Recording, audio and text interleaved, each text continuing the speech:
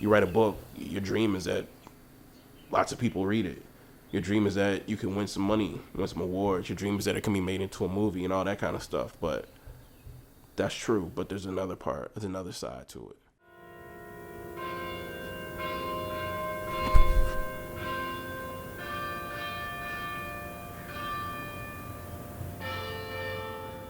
So I've been teaching for about 21 years, almost over half my life. And I literally was like, the students are the most important thing in the world. And everything else, including family and friends and my own work, took a backseat to that.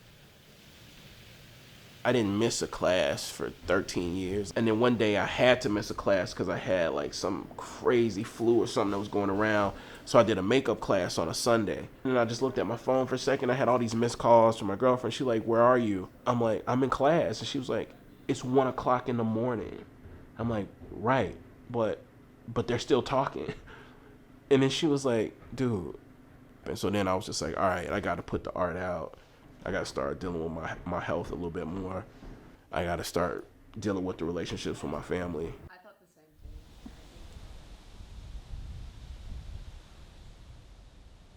I find myself needing to talk to my mama, my grandmama.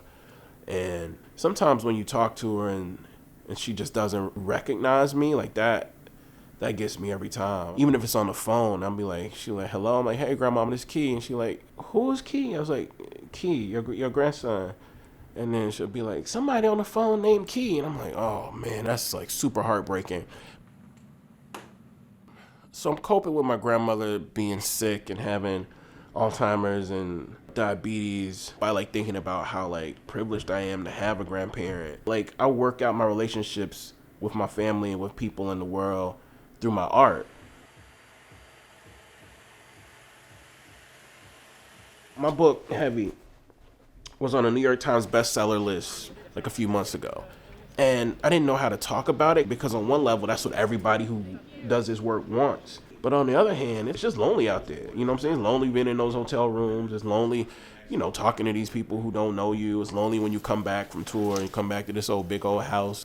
So anyway, I just been thinking about a lot more. I mean, all of this is just like what it means to become like a middle-aged person in this country. You just start to look around and assess what you have, what you don't have, and really start to think about what makes you happy, what makes you content, what doesn't.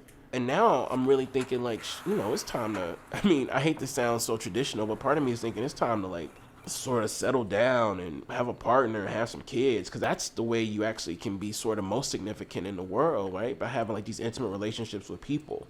For me, I wanted to be the best teacher in the world, and then I wanted to be the best writer I could be, but I also just want to be like the best father and the best like husband to somebody. And I know that's the most important thing.